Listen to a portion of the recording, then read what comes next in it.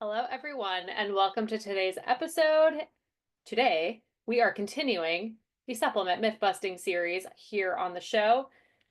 This is a very highly requested episode. Actually, since I started the series, this has been requested, and I've just been a bit intimidated to tackle it in podcast form because there's just a lot that I could talk about with this particular topic. So, what we're going to dive into today on this episode is multivitamins. So, we're leaving out prenatals in this episode because there's just more that I could say about prenatal vitamins that are kind of outside of the time that I want to give to multivitamins themselves. So, we're going to do prenatals on a different episode. So, stay tuned for that.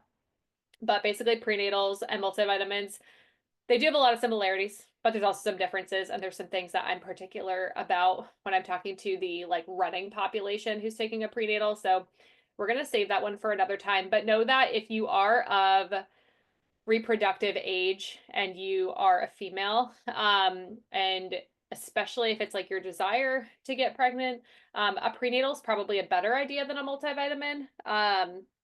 So stay tuned for that episode, okay? Sorry to leave you on the hook. I thought maybe originally I'd be able to like combine these two into like an episode, but I literally think it'd be 2 hours long, and super dry. So we're gonna separate them. But multivitamins, if you are unfamiliar with this series, typically we dive into the what, the claims that are popular in the media or on the label themselves, what the research says, things to look out for, and what I recommend. If I recommend the supplement at the end of the day or not, or who it might be a good idea for. So with multivitamins, this is no different. So let's start with the what. I got notes here, guys. This is a serious episode. So the legal definition of a multivitamin, just to read it right off the NIH website, is a dietary supplement containing all or most of the vitamins that may not be readily available in the diet. Vitamins may be classified according to their solubility, either in lipids, vitamins A, D, A, E, K, and F, or in water, which are vitamin C and B complex vitamins. Present in minute amounts in various foods, vitamins are essential to maintaining a normal metabolism and biochemical functions. So basically, a multivitamin supplement has a lot of different vitamins in it. And these vitamins we should be getting through the diet. They are all things we can find in the diet in a healthy, balanced diet that meets guidelines set forth by healthcare professionals. But it's a supplement, right? It might be helpful to fill in the gaps, is what a lot of the claims say. So a different definition is basically that in order to be labeled a multivitamin, it needs to have at least 3 vitamins and or minerals in it, which isn't a lot. I was kind of surprised by that, to be honest, because if you look at on the back of most multivitamin supplements, there's like a lot more than 3 different vitamins or minerals. Some of them have like up to 30. It's like I didn't even know there were that many micronutrients that could be in a vitamin. So that's what is required to label your supplement as a multivitamin in the United States. As we know, supplements are not regulated by the FDA in the United States. They are somewhat regulated by the FTC, but again, quality control is a serious problem in the US with supplements, and multivitamins are no different. They totally fall into this category. And one of the reasons why I was a bit intimidated to do this podcast, not because I don't know stuff about multivitamins or that I was not confident in like what I know, but mostly just because it's like, gosh, what do I tackle? Like there's a lot of different things that I could talk about. One of the hardest things with multivitamins is they're not all created equal. There's a lot of different ones. There's a lot of different formulas and doses and forms. So I'm going to do my best to, again, talk to the audience that I'm speaking to, which is recreational athletes, most of you. I know I have some elite people here. We've got some people in the younger and older age ranges, but I know most of you are in like your 30s and 40s. I know most of you are women, identify as women, but again, I'm going to try and narrow down what I'm saying to make sure I'm speaking to the right audience. So basically, another thing, basically within the definition, the legal definition of multivitamins, besides that it has to have at least 3 vitamins and minerals in it, is that it must be below tolerable upper limits set forth in the US. So basically, different micronutrients can't be above a certain limit because it'd be toxic, it'd be not great. But again, who's regulating that? Who's testing for that? No one. So it's kind of the honor system, if you will, with these legal definitions. Um, in terms of what I just said about trying to narrow down the information for multivitamins and looking at um, the research doesn't really have a ton of like great news when it comes to multivitamins. It's kind of all over the place. Like a lot of these podcast episodes, we talk about, hey, the research is limited, or there's a lot of heterogeneity in studies, which means that there's not a lot of studies on one specific thing or one specific intervention, but there are a lot of studies with a lot of different interventions or in different populations. So it's hard to extrapolate a really concrete answer on what does the research say about multivitamins in runners. Well, not a whole lot. In terms of like positive research on multivitamins, which isn't super relevant to this population, but I'm going to say it anyway, is that it can decrease, taking a multivitamin has been associated with a decrease in cataracts. So that's cool. That's probably because of the nutrients in most multivitamins being beneficial for eye health. It can be associated with a improvement in cognitive decline in an older population. Not that relevant. So basically, older people over 65 taking a multivitamin might be associated with less cognitive decline. Again, probably just because of the nutrients that are in the multivitamin. And this is not shocking. This is relevant to this population, is that taking a multivitamin may help correct various nutrient deficiencies. Duh. It's a supplement with vitamins in it, so that makes sense. And there's also some research on it improving decreased incidence of respiratory illness in an elderly population. So again, not super relevant to you guys, but I figured I'd mention it because that's basically all we got in terms of like, does research support multivitamins? Well, it does in those topics, but we just don't really have a ton to tell us otherwise for other topics. So to kind of move on and continue with what's in multivitamins, there can be a lot of different things. We've got vitamins that have, again, all of the things that I mentioned in them: vitamin A, vitamin D, E, K, F, vitamin C, all the B vitamins, B12, folate, niacin, vitamin B6, all these things. We have multivitamins that also include calcium and iron and magnesium and zinc and other minerals. We have multivitamins that have iodine and choline and manganese and copper. We have multivitamins that have herbal blends, which I have in my research that I did on this topic. There are some legal definitions that say they cannot contain herbals, but we have a lot that do contain herbals. So again, things aren't super well regulated when it comes to supplements. And one of the issues is that a lot of supplements that contain like a lot of different micronutrients like this, whether it's a multivitamin powder or a greens powder or a reds powder that has all of the same vitamins in it as a multivitamin might, is that a lot of them can contain what's called like a proprietary blend. And when something has a proprietary blend, and if you're not watching this, I have bigger quotes around that. We don't really know what's in there. We don't have a dose, like we don't have a, how is this related to what's recommended in terms of a dose? Like, is this 50% of my daily value? Is it 200% of my daily value? And a lot of different things like that. So there's a lot of different things that can be within a multivitamin. So it's really hard for me to talk about, are multivitamins good or bad? I don't know, because they're all so different. What specific one are we talking about? And I need to know more about the individual's nutrition history, their medical history, their lab work, to be able to determine if it's like a solid idea for them to take this supplement. We'll get into more of what I recommend at the end. So other things to consider with multivitamins is a lot of times companies like to market multivitamins to different populations. So you've all seen, like, I'm just going to use one a day as an example. I think everyone in the US is familiar with like one a day vitamins. So one a day women's multivitamin, one a day men's multivitamin, one a day teens multivitamin, one a day women over 40, silver, Centrum silver, people over 65 multivitamins. Obviously, we've got the prenatals, which we'll talk about in a different episode. We've got teens, kids, baby. Like there's a lot of different marketing happening. I've even seen ones marketed towards athletes. So does it mean, hey, if you take this multivitamin that says it's for men on it and you're female, something awful is going to happen to you? No. Does that mean if you start taking a women's multivitamin and you're a guy that you're going to start your period?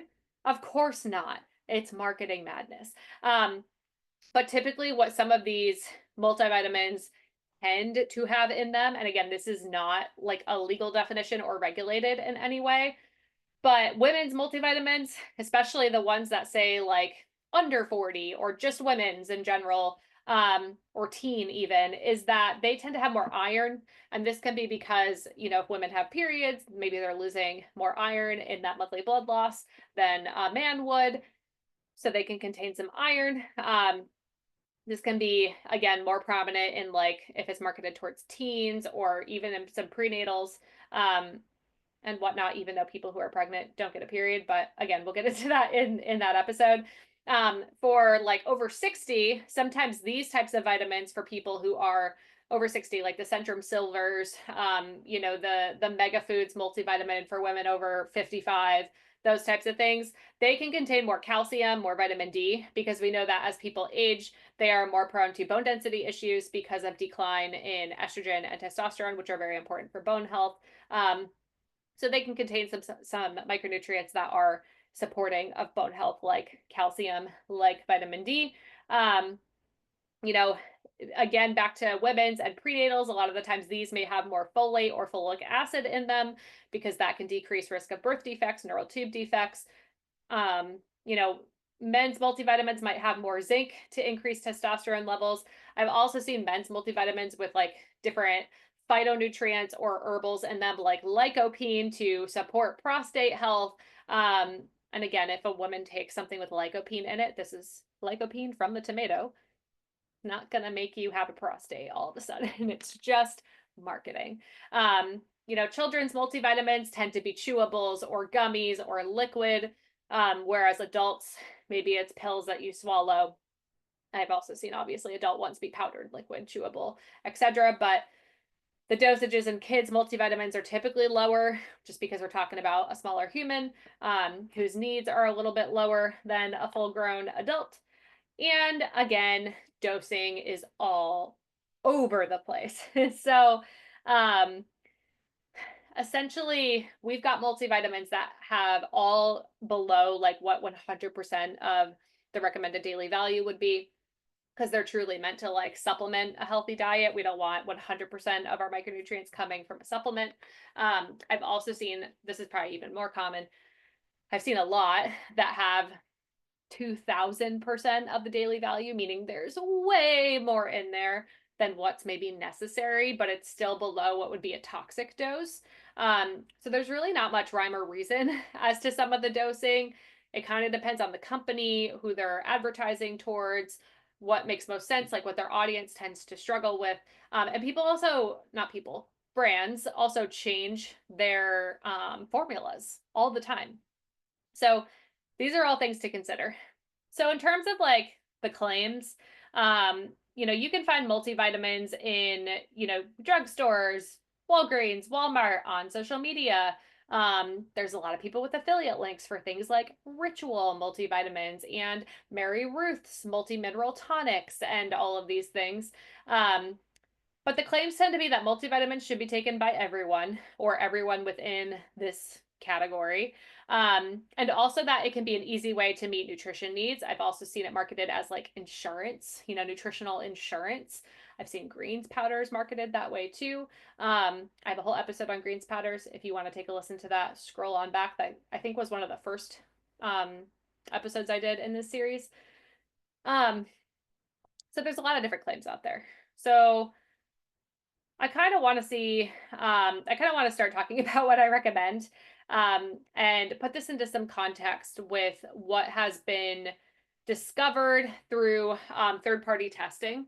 So like I said, vitamins and supplements within themselves are not typically tested unless they elect to be, or they just get chosen by a random third party who does random testing, like Consumer Labs, which is a site that I am subscribed to as a healthcare professional. They have a lot of free information too if you want to go on their website, but it's my opinion that all healthcare professionals who talk about supplements should be paying for a subscription to Consumer Labs, because they do random third-party testing, and it's no one's making them do that. It's just a random third party. And they do find a lot of interesting things when they do this. So in terms of their multivitamin kind of roundup that they have done, I think the most recent times they tested a bunch of multivitamins was in 2017, 2020, and then they did an update in 2024, which is, obviously very recently. And they didn't test every multivitamin on the market. That'd probably be impossible, but they tested quite a few. And every time they've done a review like this, almost half fail. So it is a problem. Quality control is a problem. And they either fail because basically different, vitamins or minerals that was on the label did not match what was in the product, whether it was way too high or not enough at all. Not enough at all is a little bit less risky, but way too high can be toxic. And if it's not enough of something like folate and you're taking it to prevent neural tube defects, then, that can be hairy. And also some of the issues were that the tablets or the gummies or whatever they were testing didn't disintegrate properly, which means if you're swallowing it, your stomach acids, your intestines, they're not breaking it down, which is a problem because then you're not absorbing anything, and it's not good for your gut health to ingest something that is foreign and doesn't get digested, right? So all these things are reasons why things can pass or fail. So I'm going to dive into those in a second. But, something that I want to be really clear on too is that when we're talking about multivitamins, in athletes, I think a lot of people who are runners, athletes, if you're listening to this podcast, you probably are like more health conscious than the average person. Maybe you're not, but that my observation is that people who are investing in my services or really trying to take advantage of my free resources like the podcast, and you're taking the time out of your day to educate yourself on these topics, you tend to be more health conscious. And that could mean that you're pretty conscious about consuming certain foods. And maybe you're a bit more restrictive than the average population. Maybe you are trying to prioritize quote unquote clean, the quote unquote healthy, nutrient dense foods from the different food groups. And a lot of the times that can mean you are doing a good job meeting a lot of the vitamin and mineral needs that would be in something like a multivitamin, vitamin C, B vitamins, vitamin A, vitamin E. Those types of things are very, very abundant in the main food groups. So I want to preface this with that before you start freaking out about a lot of multivitamins failing tests, because not to skip ahead to my recommendations, but a lot of you don't need these, right? So I'm going to read down the list. It's a long list. But first, the ones that were approved by the Consumer Labs test in 2024. And again, this is not an all-inclusive list of every supplement ever. If I don't say one that you're thinking of, it's because they didn't test it. 21st Century Multivitamin was approved. Ultra Pure Complete Multivitamin was approved. Deva, DEVA, Vegan Multivitamin and Mineral Supplement was approved. Their top pick was Kirkland brand Daily Multi, the pills, not the gummies, by Costco. Life Extension 2 per day multivitamin was approved. Pure Encapsulations 1 multivitamin was approved. Puritan's Pride ABC Plus Multi was approved. Thorne Basic Nutrients 2 per day was approved. USANA Core Minerals was approved. USANA Vita Antioxidant was approved. Equate Complete Multivitamin Adults 50 Plus was approved, so the Walmart brand. And the Kirkland mature multi, so for adults over 50. The tablet by Costco was also approved, and a top pick. And the top pick basically means it's also very cost effective. Women's One a Day was approved. GNC Women's Multivitamin Ultra Mega was approved. Nature's Way Alive Zero Sugar Women's Gummy Multivitamin, strawberry flavored, was approved. Rainbow Light Women's One was approved. Bear One a Day Women 50 Plus was approved. This was a tablet. Centrum Women's Silver Women over 50 was approved. Nature Made Multi for Her 50 Plus was approved. Naturello One Daily Multivitamin for Women 50 Plus was approved. One a Day Prenatal was approved. And again, I'll talk about prenatals on a separate episode. Mega Food Baby and Me Too, approved. Again, prenatal. Solgar Prenatal Nutrients was approved. GNC Mega Men was approved. Sorry, scrolling past all the ones that were not approved that I'll get back to in a second. CVS Health Spectravite Men over 50 was approved. Nature's Way Alive Men's 50 Plus Ultra Potency was approved. Nature's Way Alpha Betac was approved. Bear Flintstones Complete Classic, that one was approved. Healthy Promise Multivitamin Savory Chicken Flavor for cats. So they also tested pet multivitamins. That one was approved. And I'm just going to keep going for these because I think it's interesting. Pet Honesty Multivitamin was approved. And that's the end of the approved list. So again, just because something was approved on consumer labs doesn't mean that Holly's recommending it. It just means that it disintegrated properly, and it means that what was on the label was in the product. And there was nothing that shouldn't be in the product that wasn't labeled. Good stuff, right? So now let's go through the ones that were not approved, which again is about half. So let me start with this one. So, new chapter, Women's Multivitamin Gummy was not approved. And basically, it was not approved because it contained a lot more folic acid and folate than what was listed. So I want to make sure that's it. Yep. So that one was not approved because it contained more folate and folic acid than what was listed, which again, like, isn't the end of the world, but it's not the best. That's one that I actually see recommended a lot by like wellness people. They really like the new chapter brand. And you'll actually see on this, just because one like product under a brand was approved, it doesn't mean all of them were. So keep that in mind. Another one that was not approved was the Rainbow Light Prenatal 1 tablet. Was not approved because it contained 188% more iodine than what was listed. That's not great. A lot more iodine in that product than what was listed. That's why that one wasn't approved. There was another, the Rainbow Light like multivitamin though was. So again, the prenatal, not so much. This is a popular one. Actually, when I saw this report come out, I had to tell a couple clients that maybe this wasn't the best option, but Smarty Pants Prenatal Formula Gummy, not approved. I don't think it deserves a scarlet letter because the reason why it wasn't approved is because it only found that it contained 78% of the vitamin D that was listed. I think there's 1,200 IUs. I could be wrong about that. Don't quote me on that. But I think there's 1,200 IUs of vitamin D in that prenatal. So that basically means, you know, there was less than that in there. So for some people where maybe that's not, the vitamin D wasn't a super important reason why they were taking it, you know, I'm not so mad about it, but still not the best. A lot of the times you'll find as I go down this list that the gummies didn't do as well. And that is because, you know, it's hard to put stuff in a gummy, basically. That's bioavailable. So sometimes things get lost. So that one's not approved. Again, surprising, that one's NSF certified for sport.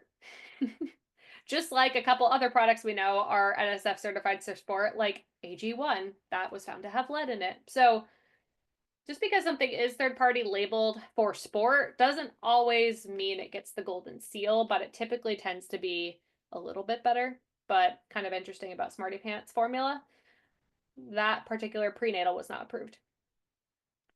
Source Naturals Men's Life Force Multiple. I actually hadn't heard of this product, but this one was not approved. And this is for a little bit more of like a worrisome issue. It's because it required 40 minutes to fully disintegrate. So basically, disintegration wasn't good, even though it contained everything that it was supposed to contain in it. It didn't disintegrate, which just means it's not going to digest well. You're not going to absorb things super well, and it's going to leave stuff in your GI tract, which we don't want. Swanson Real Food Multi-Men's Daily, not approved because there was way more folate in this product basically than there was supposed to be. 171.9% to be exact. That one's not approved. Vitafusion Men's Multi Gummies, not approved. Same reason, 197% folate. So a lot more folate in that product than what was recommended. And again, than what was labeled. And a lot of the times, again, that can be because it's a gummy. And things just aren't always as accurate in gummy form, unfortunately.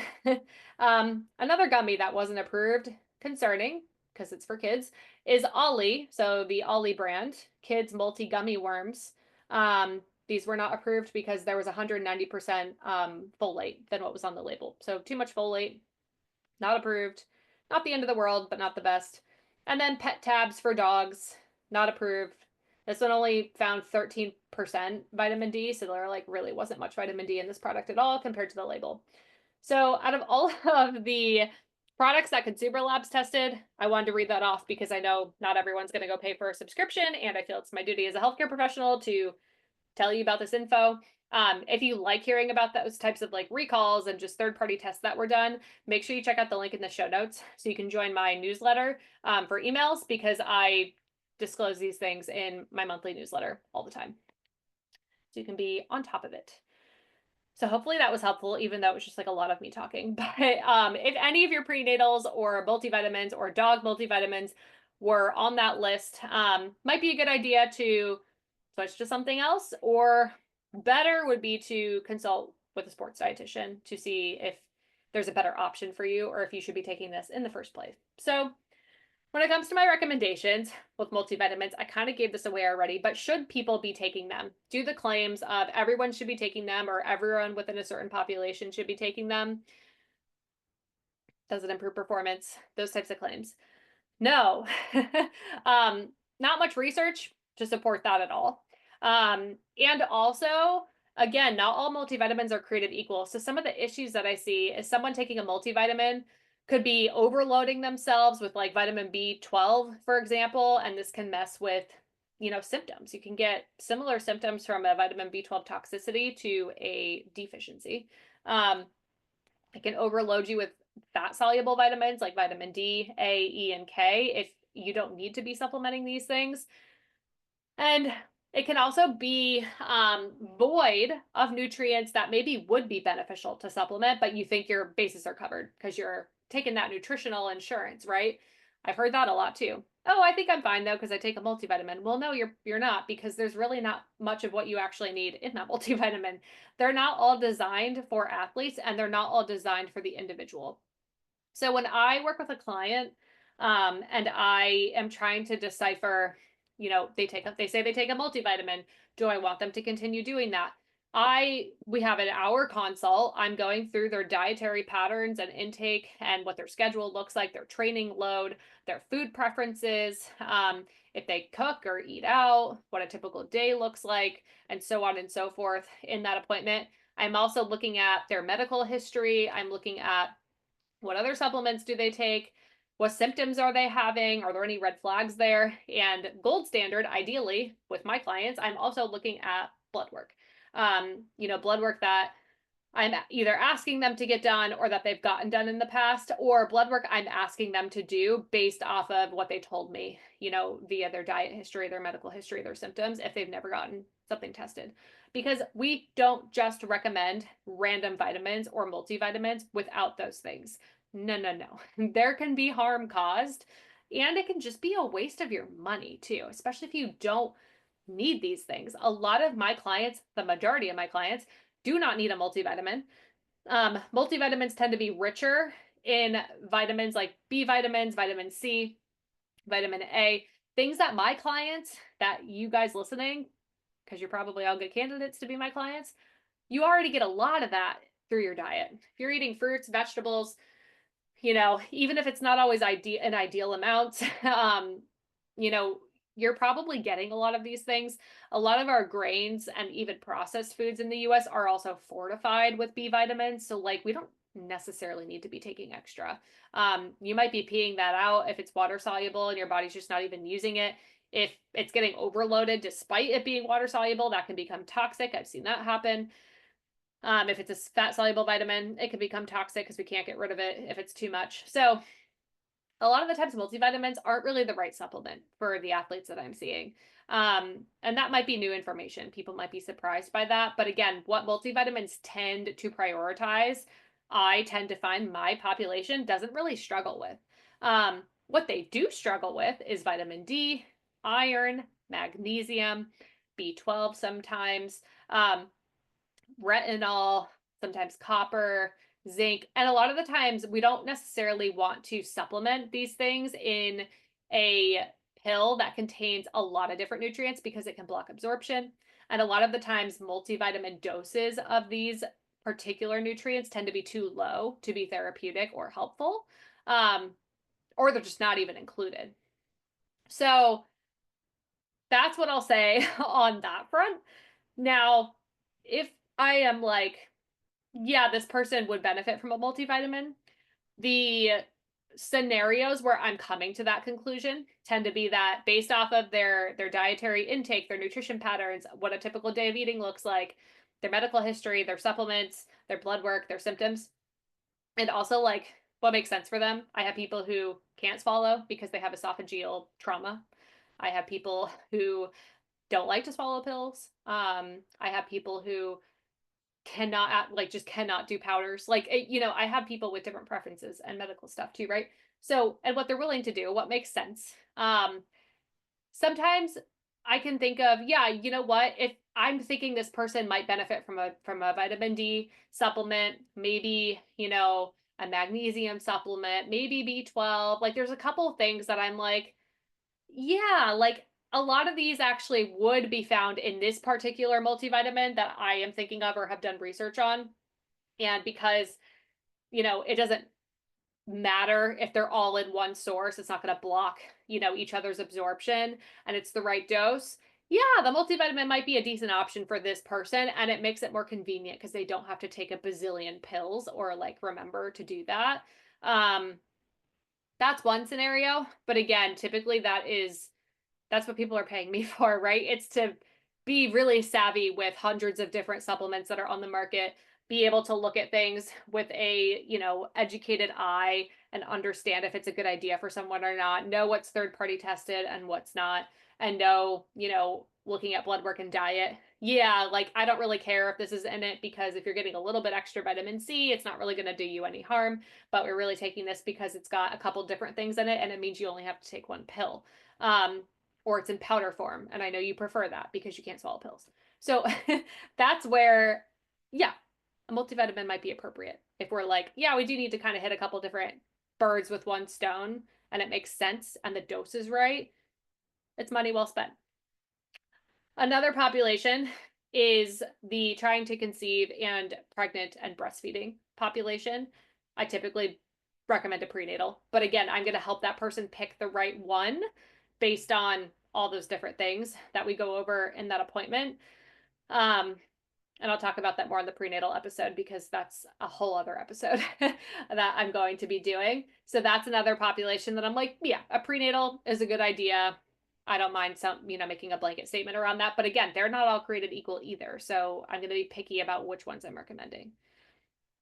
Another option might be, if I'm looking at someone and I'm like, I think they would really benefit from separating out their micronutrients or taking, specific doses of specific supplements, but they're forgetful. They're not good at taking supplements. They forget all the time to take them, or, they have a chronic issue that prevents them from taking them. that's where I might say, you know what, the best I can do is a multivitamin, and it's not going to be perfect, but it's better than nothing. So those are kind of the scenarios that I can think of where I'm recommending a multivitamin, but most of the time I'm not. Most of the time I'm like, you actually would benefit from a separate vitamin D supplement and magnesium. Or sometimes you don't need a supplement at all. You're doing great, but we want to tweak XYZ with the diet. Um, or why are we supplementing with so many vitamins? This happens a lot. Like, what's wrong? Why aren't we getting this through the diet? We need to do that. And or why aren't we absorbing what we're taking? We need to check the gut. I do that a lot. Especially if like we do need to kind of hit a bunch of different birds with one stone, and I'm thinking about a multivitamin that would help this person do that. I'm always thinking about why. You know, what can we improve dietarily, or if their diet's great or they're having a lot of symptoms, like we need to check the gut. We need to think, you know, about the root cause here and not just have them buy an $80 multivitamin. So that's what I'll have to say about multivitamins. I know this episode was a little bit all over the place. I really wanted to approach this topic with a little bit more of like a structured, like cohesive, uh, you know, thought process, but it's just hard to do that because multivitamins all have different doses. They all have different quality control standards. Half of them didn't get approved by consumer labs. Consumer labs also didn't test everyone on the market. And it really does depend. So, for those of you who have been waiting for this episode, I hope it was helpful to at least get you into my mind around like how I'm thinking about multivitamins for people. Um, and in terms of like which ones I recommend, I'm not really going to say because I don't want you to say, oh, I'll just pick one off that list and go Google some stuff and try to do medical nutrition therapy on myself because that's not going to end well.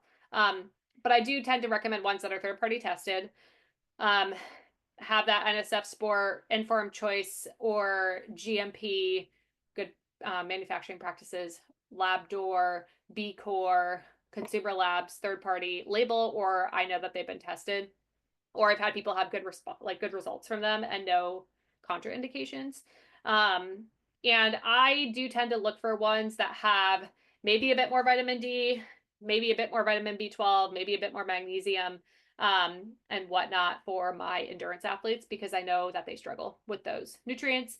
And typically we're talking about supplements as separate things though. Like I'm having them take all those things separately and not necessarily all in a multivitamin. I'm going to talk a lot more about what to look for in a prenatal and how I'm blanket recommending those types of things in the prenatal episode. So if that's what you're looking for, stay tuned for that. But if you do need help picking out supplements for yourself or interpreting lab work, getting someone to look at your diet and recommend things for you, that is what I do for a living. And it requires just a lot of thought and care, and you deserve that individualized approach. So if you would like to make an appointment for me to help you with this, please do so. I will leave the link to do that with us in the show notes. And until next time, happy fueling and happy running.